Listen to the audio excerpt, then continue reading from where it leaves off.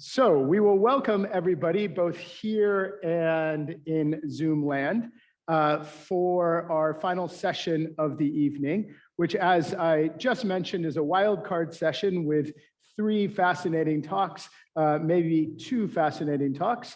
But what we're going to do, because of the nature of putting this together and the lack of themes, we will invite each speaker to give their talk and have questions immediately afterwards. And I will sort of moderate that to give everybody about 30 minutes total between their talk and their questions. Our first speaker in this session is Silvia Rode, and she did her PhD in Germanic Studies from UCLA, and is currently the Assistant Dean of the College of Liberal Arts, which at least at my institution means she keeps people like me in check. But she is also the Director of the Center of Communal Studies at the University of Southern Indiana. Her original research was on harmonists and communal history, and now we will have a presentation on busyness in 2 particular communities, which is exactly what we need. So Klaus, can we get the presentation up? There we go. Let's do a check on that. Perfect. It's up to you. Okay. Can you hear me? All right. So thank you for that interesting introduction. So please allow me to take you on a whirlwind tour on utopia and utopian communities, which I think are the foundation for also intentional communities. I will begin my presentation with some theoretical remarks on utopia that include a reflection on the reciprocal cooperation between utopia in theory and utopia in practice, followed by an overview of my utopian communities model. And finally, I will introduce you to utopian communities, namely Berlin-Marzahn and in former East Germany, and Huaxi in China. My interest, just a little bit going back here, my interest in utopian studies began at UCLA when I attended a Walter Benjamin seminar, followed by lectures on the Frankfurt School, Expressionist film, and the Holocaust. In addition to spending considerable time in UCLA's urban planners department, most of them Marxists, who in their utopian visions would remake the city of Los Angeles. However, I learned about utopia as political thought with a focus on fascism and the pursuit of a racially pure society that ended in a German-made catastrophe. Let me do this. Somewhat later, when I began to visit international communities, I explored classifications of utopian communities, resulting in a model that differentiates between 4 types of utopian communities, namely traditional isolationist communities, and this is a very stripped down model here, involuntary communities or heterotopias, cyber and online communities, and embedded showcase or Uber communities, which I will address this evening. As I see it, and I go back a little bit to theory, utopian research can be pursued in 2 directions, namely as utopia in theory and utopia in practice. While utopia in theory deals with utopian constructs of the mind, utopia in practice focuses on concrete manifestation of utopian thought, that is, utopian communities. Nevertheless, there can be no utopia in practice without utopian theory. Moreover, the realization of utopian theory in practice is led ad absurdum because once utopia is realized, it ceases to exist as a place nowhere. While I'm interested in both aspects of utopian studies, it is the interconnectedness of visions of the imagination and the status quo that have caught my attention. Moreover, the exposure to utopian theories between the war informed my understanding that the call for a better world is closely linked to oppression and violence, as argued by the Austrian-British philosopher Karl Popper, who stated in his defense of the open society against its enemies that utopianism must necessarily lead to violence and totalitarianism. It is therefore not surprising that Popper, himself a Jew who fled the Nazis, would emphasize the outcome of utopia rather than its path of the imagination or visionary ideas and dreams for a better world that traditional utopian research has embraced. Over the last 4 decades, the emphasis has shifted once more, this time to the preconditions of utopia, to be precise, to the negative concrete conditions that ignite the imagination. By concrete conditions, I refer to the same social conditions that in the past have caused rebellions or perhaps revolutions. The political scientist Anhelm Neuhaus, in his book Concepts and Phenomena of Utopia, refers to those conditions as the negative status quo. Like Neuhaus, the literary critics Frederick Jameson and Terry Eagleton and the historian Russell Jacoby, in their reassessment of utopia, maintain that the primary focus or function of utopia is as a critique of the status quo rather than a master plan for the future. So much on the theory of a utopia. Let's continue with utopia in practice and my utopian model that I have mentioned before. I have identified 4 categories based on their relationship with the status quo, their geography, connection to the outside world, how they are governed, their relationship to time, and reason for their demise. Let me give you some examples so you better can follow my rationale here. First, there are isolationist traditional utopias that can be manifest in fiction or in practice. One of them would be Thomas Moris's Utopia as a fictional example. And 2 utopian communities that I am particularly familiar with are the town of New Harmony, Indiana, established in the early 19th century by George Rupp and his group of radical pietists from Württemberg, and the Owenites who purchased the town from the Harmonists only to engage in a socialist experiment under the leadership of the Welsh industrialist Robert Owen. Another community that fits in this category that I work with is August Engelhardt's Sun Order, part of the late 19th century vitalist movement, and I think Rudolf Steiner also falls in that category. This community of vegetarians survived primarily on coconuts for 18 years on an island in Papua New Guinea. Oh, okay, got it? Okay, and then a contemporary example would be the farm in Tennessee. It is an intentional community based on non-violent practices and sustainability. The third category I call involuntary utopias or heterotopias. I worked on Camp Breckenridge, a German World War II POW camp in Kentucky. For its inmates, Camp Breckenridge came to represent what the French philosopher Michel Foucault called a heterotopia, an actually realized utopia. Over a period of 2 years, the German prisoners transformed the camp into a meticulously arranged enclosure that was in stark contrast to the chaos and destruction of the war. Moreover, the conversion of a wasteland into a flourishing landscape provided a place of discovery and transformative experiences, only to disappear shortly after the war. The fourth category that I want to mention are cyber or online communities. You may also have come across the term the utopian metaverse. These communities are either products of online fantasies or online communities that focus on specific groups or topics. Minutia is an example of one of them. And here you can create and customize your own avatar, play games, chat, and make new friends.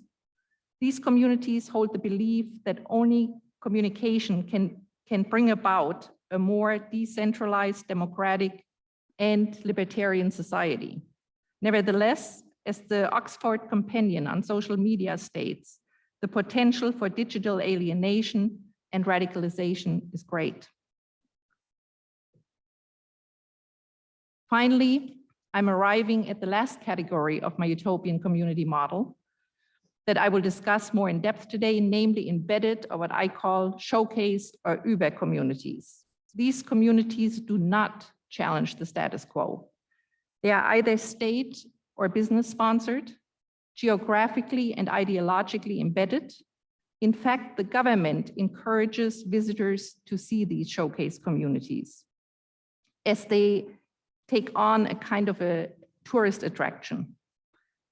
And they are usually located in urban centers or nearby, so visitors have easy access. And they focus on the present.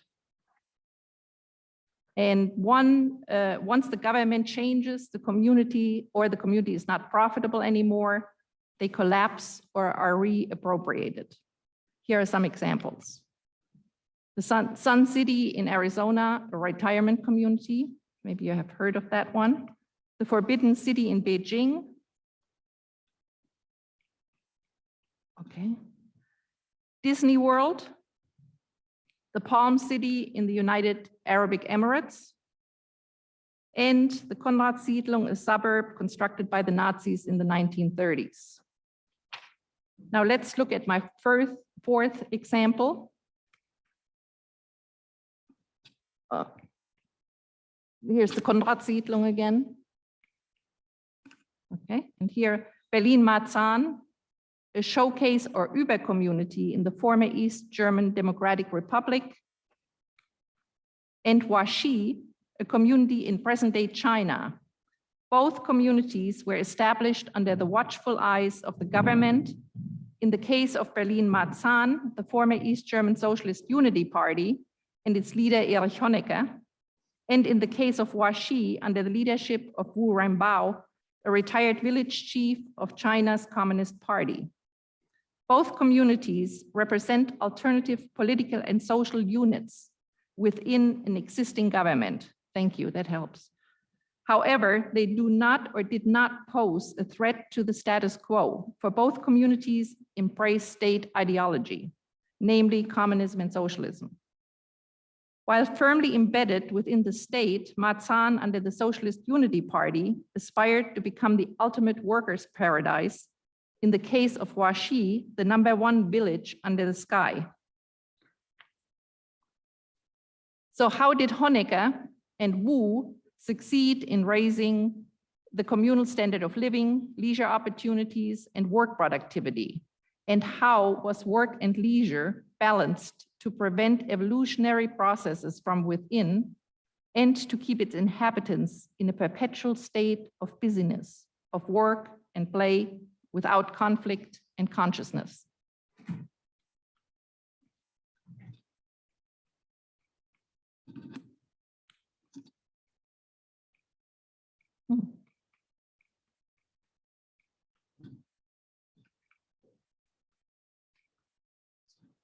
Oh, okay, that helps.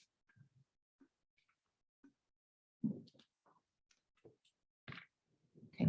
The construction of Berlin-Marzahn and Huaxi were the brainchildren of two ideologues who rose through the ranks of their respective parties only to seize power during a time of political and cultural openness. In former East Germany, Marzahn was the brainchild of Erich Honecker, the second secretary of the Central Committee, who in 1971 initiated a political power struggle that led with Soviet support to the replacement of Walter Ulbricht. In his autobiography, From My Life, Honecker discussed the housing crisis in former East Germany. He saw his political power fermented in providing a new housing strategy, and I quote, "Not luxury apartments for the few, but solid housing and new suburbs free from the masonry antagonism of the poor and the rich." Marzahn was to become the housing project of the future for the happiness of the people in the socialist state. It was meant as an architectural tabula rasa of sorts to replace bourgeois architecture from the past and a new building style constructed from large prefabricated concrete slabs and arranged in modern construction settlements called Neusiedlungen, new suburbs. The new housing was to replace old buildings devastated by World War II and to distract from the newly erected wall that separated East and West Germany. By the mid-1970s, the first towers had been erected in assembly-line fashion by industrial workers and technocrats, not craftsmen, as Erich Honecker had promised. He called it a real existing socialism, the envy of the capital West, and as well as the Soviets in the East. China's richest town, Huaxi, in the province of Qingzhou, underwent a similar transformation. It was the creation of Wu Renbao, an official of the Communist Party, who, like Erich Honecker, rose from the ranks of the Communist Party. Wu's political career began in the 50s when he joined the Communist Party to become secretary of the party committee of the village. He continued to serve the party until his death in 2013. During the time of China's economic and political liberation in the 80s, Wu began his utopian capitalist experiment by arguing, and I quote, "You can get rich off the global market and then revert the capital into a true communist state where everybody will share the wealth." In the backwoods of Jiangsu province, he changed the landscape from agriculture into an industrial site of textile, steel, iron, and chemical factories, producing products that were meant for global export.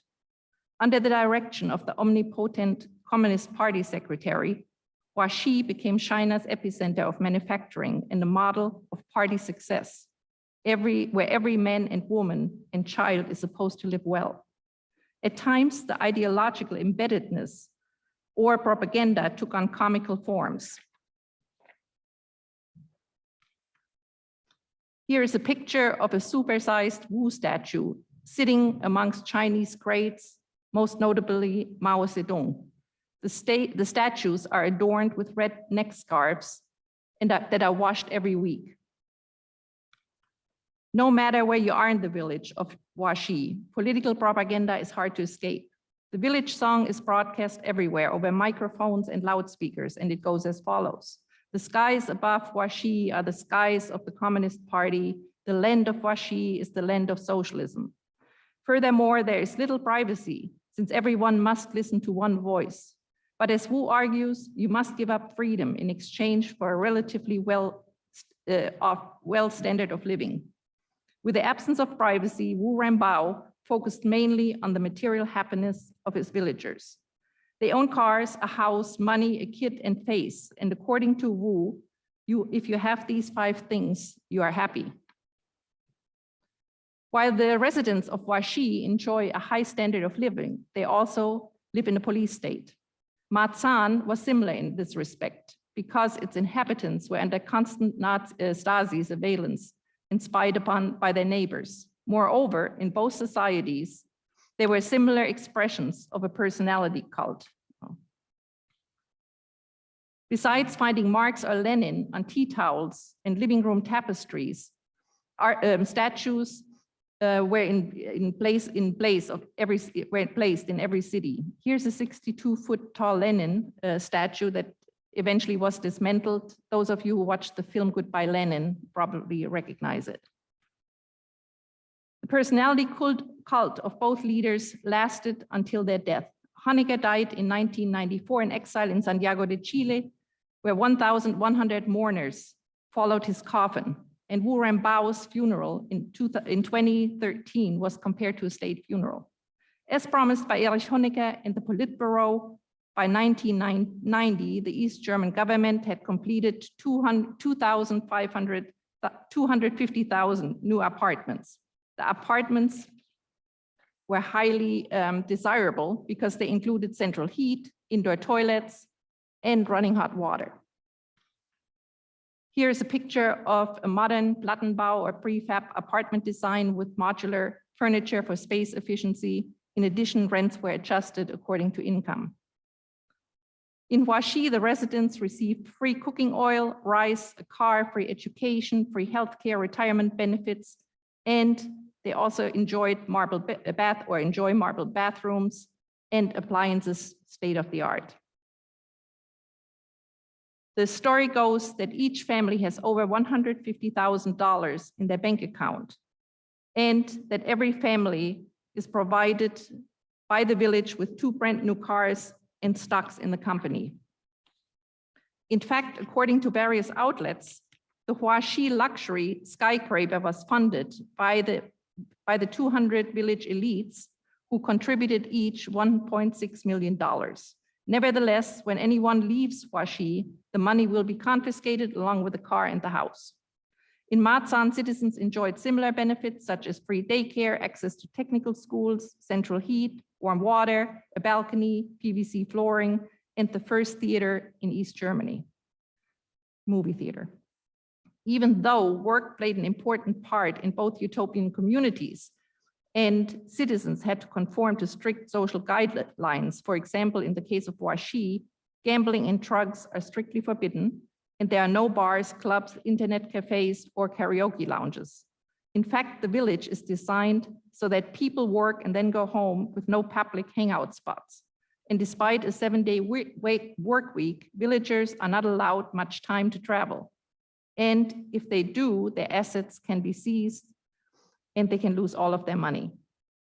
So the government paid special attention to leisure activities. Marzahn in former East Germany also experienced strict guidelines in the form of censorship and travel restrictions. Under the GDR government, constructing identical buildings offered a level of social control. It was easier to see inhabitants through each window and for the Stasi to control television signals, since each building had a central antenna that fed all the other units. Moreover, leisure activities were designed with the community in mind. There were sports facilities in between buildings and allotment gardens near the subdivisions. In order to offset these restrictions, Wu and Honecker created Disneyland-style parks within the communities that brought the world to the respective community. Wu created the World Park with sightseeing attractions such as, you can see here, the Sydney Opera House, the Arc de Triomphe, the Great Wall, the Statue of Liberty, and the US Capitol, in addition to building China's second tallest skyscraper and ostentatious international 5-star hotel with gilded lobby and golden bull.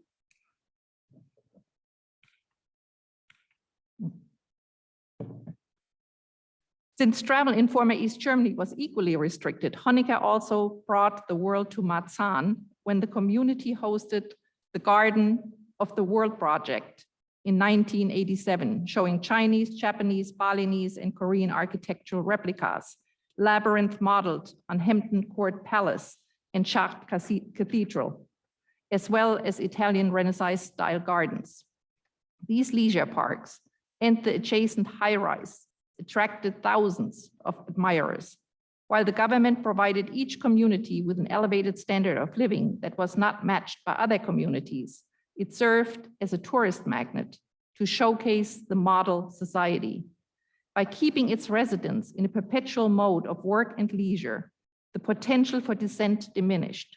Moreover, residents from outside that were bussed in to visit the Uber communities would report back on the accomplishments of the system. Thank you. Nice. Well done, Silvia. You kept right to the 20-minute mark. Okay. So this leaves us about 10 minutes for questions, and we will alternate between those who are here and those who are virtually here. So take time to formulate whatever questions you have. And can somebody do the mic, pass it around if there's questions here? Mic up. Klaus has got the mic ready. So let's open it up for questions. If anybody. Oh, maybe I should turn it on. We'll turn the mic on first. Like this. I have two. Teja, there are questions from, not yet. I've got a question then.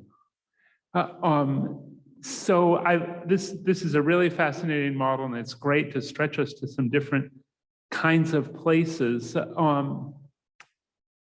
I immediately thought of two sets of communities that have some characteristics in common with your Uber utopias, but aren't nearly as insidious. One would be some of the Danish communities we've been encountering here that seem to be regarded with a great deal of enthusiasm by the state as expressions of some of the best qualities of the Danish character. And the other would be kibbutzim, which certainly had a very close relationship, especially during the period of Labor Party dominance in the early history of the state of Israel, as again, embodying core values celebrated by the state and the larger culture. How would you compare these kinds of communities with the ones you were talking about? Of course, they fit. That's why, for example, I have the imperial city too in Beijing and so on, the Forbidden City. I mean, it's a very loose type of category, and that's why I left also the headers very open. Yes, not every community is a bad one or is showcasing a totalitarian state in part. It can have a very positive outcome too, and showcase energy, sustainability, possibilities within a community or within a country. Yes. Thank you. Thank you. Well, I see Libby in Zoom land has her hand up, and we invite you to unmute yourself and ask a question. Sure, thank you. I also wanted to ask your opinion on, in the realm of maybe private business, where employees in the workplace are modeled on creating community. I'm thinking especially of the Google headquarters, the Apple campus, WeWork. Where do these fall in your model? I can see them fitting into maybe 2 or 3 different slots. Mm-hmm. I thought about Google too, because I just read the article that they are trying to get their workers back to the beautiful Google headquarters, to the campus. I think that the line could be drawn there between an online community, but also, they could go in the Uber communities too. Both of them, both aspects of both are in there. Does that help, Libby? Yes, thank you. In the audience here, go ahead. Hi. You talked about the way I think you rely on Karl Popper when you talked about Germany, the Nazi Germany, as something that come out of utopia. Mm-hmm. And I understood there is a slight assumption that utopia may lead to totalitarianism, but if you see the examples of utopia, of open utopia or realistic utopia, like the one that was used in Zionism, you see it didn't bring society to totalitarianism. It's a hard So one. sorry, and I'm asking about this connection. Is it,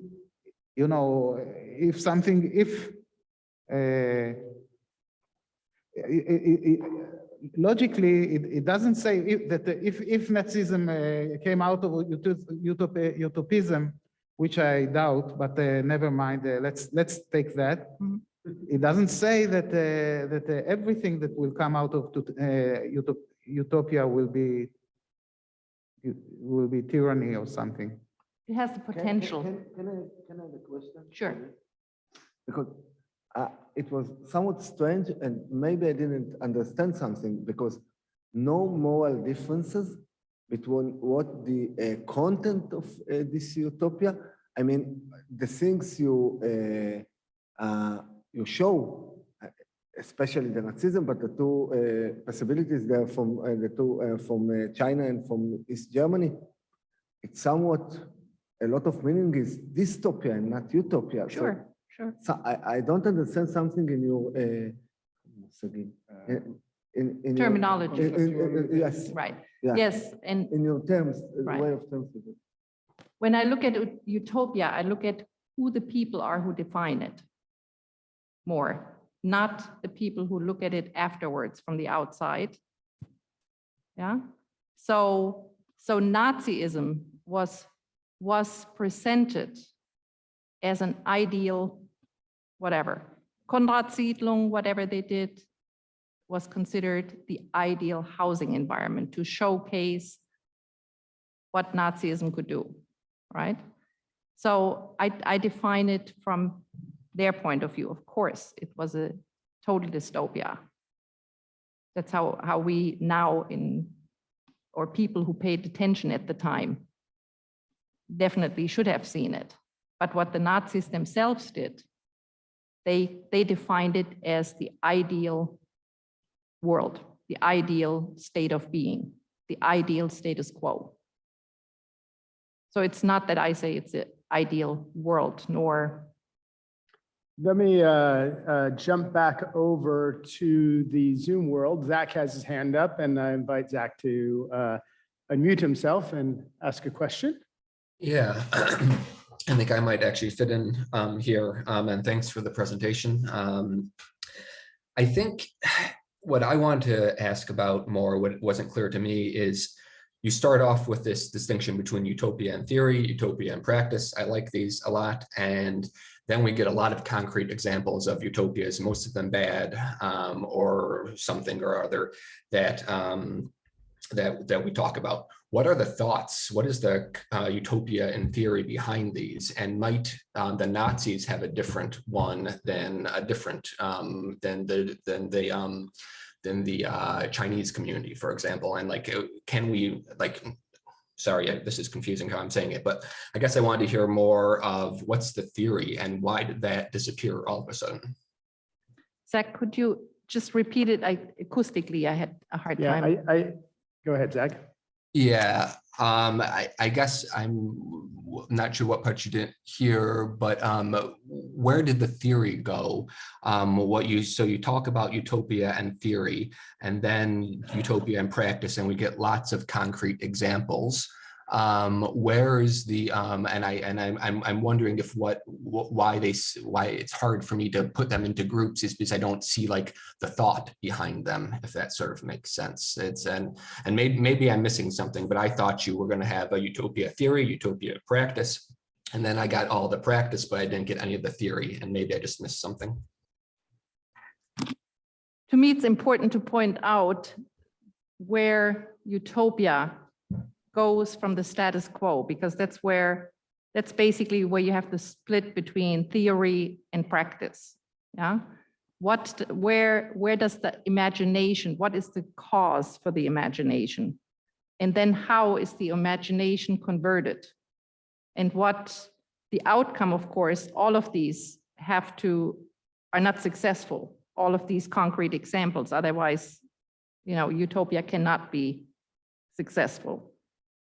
But does that help a little? Yeah, but utopia cannot be successful. I agree by definition how you've defined it. And then I guess I'm wondering, so what are these things that you've given us 4 examples of then? And sorry, maybe I'm thinking I just missed something, and I'll stop here. But I thought there was a section for like, you're going to theorize what these communities are. You're going to theorize this one. Yeah, I think like Block is the theorist of this community, or the Carl Schmitt is the theorist of this community, or Hannah Arendt is the theorist of this community. I actually, Zach, I did write a paper on that, and I would gladly send it to you. Yeah, no, yeah, that would be great, because that's what I was missing, and maybe where I got lost too. No problem, Zach. Why don't we do one more question here, and then we can move to the second one. And yes, if you can pass the microphone back.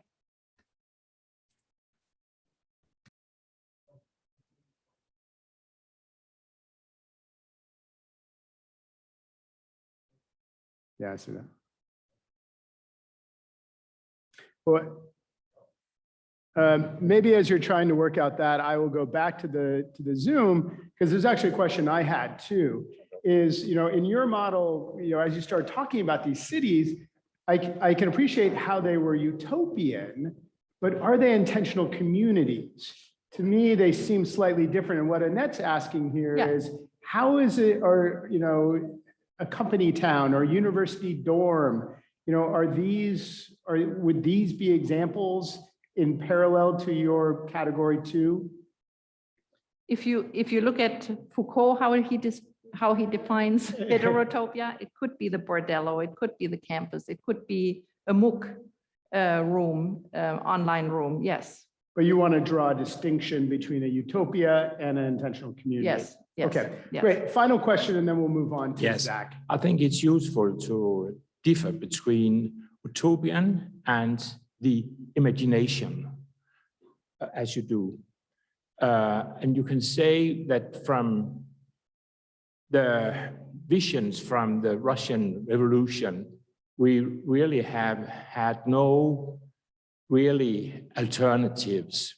Maybe during the Spanish Civil War, we saw some tendencies, but because the collapse of the contradiction between capital and work, then because we cannot use that as the dominant anymore. Now it's more on the climates, on planetarian risks and so the community now could be an example of how we can find new imaginations. So my question to you is, are you familiar with what is going on in the Middle East area with the Rojava example, where they build up a new society where they focus on a global ideological vision about a feminism economy and on the personal evolution or development building on a personal authority? I'm not. Rojava. It sounds like you guys should talk afterwards. Yes, sounds good. Thank you, Silvia, for this interesting talk. And we have the opportunity now to move to Zachary Reyna, who is a political theorist, postdoc at Leiden University in the Netherlands. He is doing ethnographic field work on a number of intentional communities in North America and Europe as sites of political engagement. So Zachary, the field or the screen is yours. And since when you share stuff, you won't be able to see things usually, I ask you just to keep your own time. And but since Aurelio is not here, we can extend it to some extent. So the screen is yours, Zach. Yeah, I will. Yeah, I'll keep an eye on the time, but I think we'll be okay. So hi, thank you for being here. I'm sorry I can't be with you in person. I had really intended to, and I'm still a little upset about that, but I'm back in Europe. I'm in Leiden now, but not in Denmark. But I am thankful that the conference organizers could move me around, and I'm thankful for this thing called Zoom, so that I can be here and connect with you tonight. And that's sort of fitting, because what I want to talk about tonight, I've been thinking, is the effects of some technologies like Zoom and other digital platforms on intentional communities. I've been doing field work in 3 intentional communities over the past 2 years. Most of it has been participant observation, and a lot of time spent just sort of doing ethnographic field work, being in community and being with community members, staying in touch and in communication afterwards. And I have from this research developed. Can you hear me? We can hear you. Yeah, okay. My internet connection just said it was unstable. So I just wanted to make sure I was still here.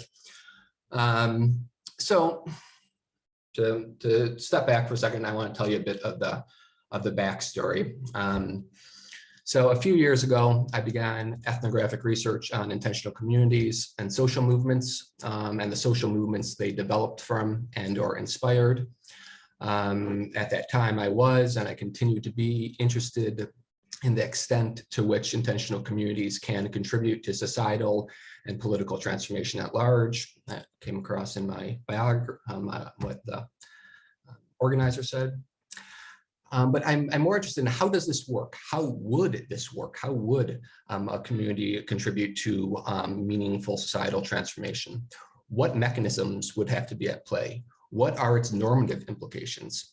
But even more,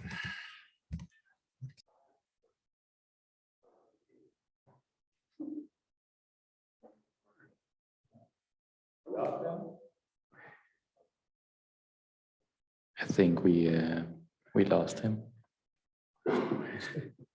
We may have lost Zachary there. Even more, wow, that was a cliffhanger. There is something more. So And that was, you were on the big screen. we are at the edge of our seat to find out what is more. I assume he is trying to reconnect. We can wait for that to happen. Did anybody know which communities he's studying? Does anybody know? Yeah, social movement, but I think he's doing field work in 3 particular communities. Fill that out. Right. Okay, let's see here. Reyna, let's see if he, we will. Let's see here. Yeah, fine. Well, in the meantime, let's stand up and stretch. Stand up and stretch. Also online. Yes, do a little rumba, do some. Oh, we got yoga, Lily on the screen. Something, raise your kundalini, do whatever you need to do to wholeheartedly embrace the cliffhanging next steps.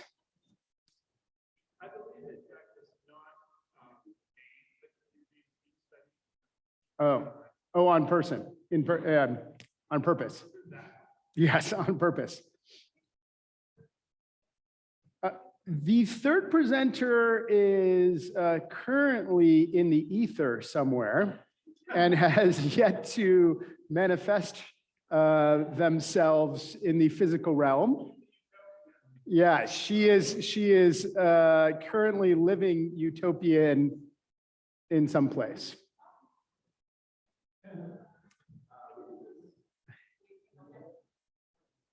Yeah, we can, why don't we wait for a few minutes? Maybe Zach is charging his computer or engaging in a political protest, which would be in fitting with his talk.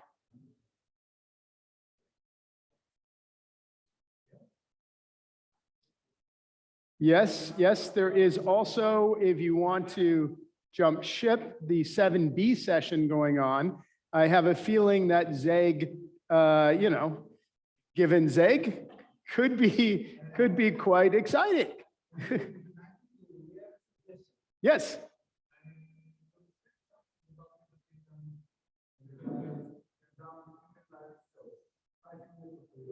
A short 5-minute dissertation is probably exactly what we need right now.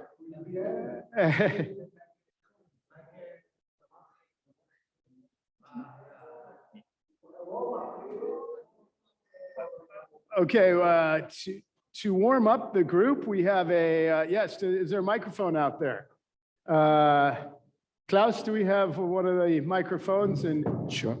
I was going to suggest a folk dance, but a short dissertation on utopian, no. Since we talk about utopia, I may add something. I don't know if so. There was a debate about utopia in the 19th century. We know of Thomas Morus, was way earlier, and we know about socialists like Saint-Simon and Owen and Fourier. I don't know if I'm pronouncing it well. Fourier. And they all suggested models of just society, and some of them really tried to realize them.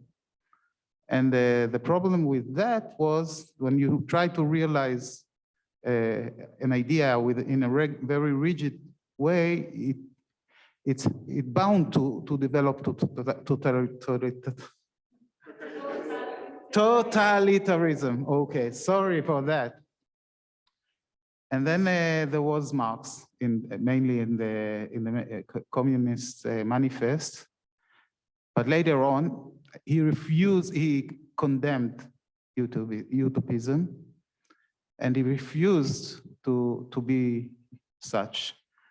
He claimed he was a scientist who will show how history will develop in a necessary way according to the rules that he unfolded. And that is why he didn't want to draw his utopia, because it wasn't something of an idealistic deed, but it happened because of the rules of society. And but later on, utopian thinking was dominant. I was surprised that you mentioned Nazism as a utopia, because I never thought of it that way. I never heard of anyone who does, but I know in the Zionist movement, the Zionist movement developed out of utopian thinking. But the difference was that it wasn't rigid. This utopia wasn't rigid. It was a suggestion that showed the reality as it may develop. Of course, those who suggested the utopias wanted reality to develop in that direction, but if they were not rigid, if they were humble, if they were suggesting or pointing at a direction instead of controlling everything in the way, it could have, and it did, help people to imagine the reality that they strove for. So the difference between a rigid utopia and an open and a flexible utopia, yeah, is very important, because in the latter, in the flexible concept, there is a lot of place for the voluntarism, for the will, for the individual, for example. And we know about several utopias in the Zionist movement that none of them was fulfilled as a whole, but they contributed to a direction that was fulfilled in a way, in a sense. Sorry? Yeah, question. Yes? You live there? Yeah, I have good friends there.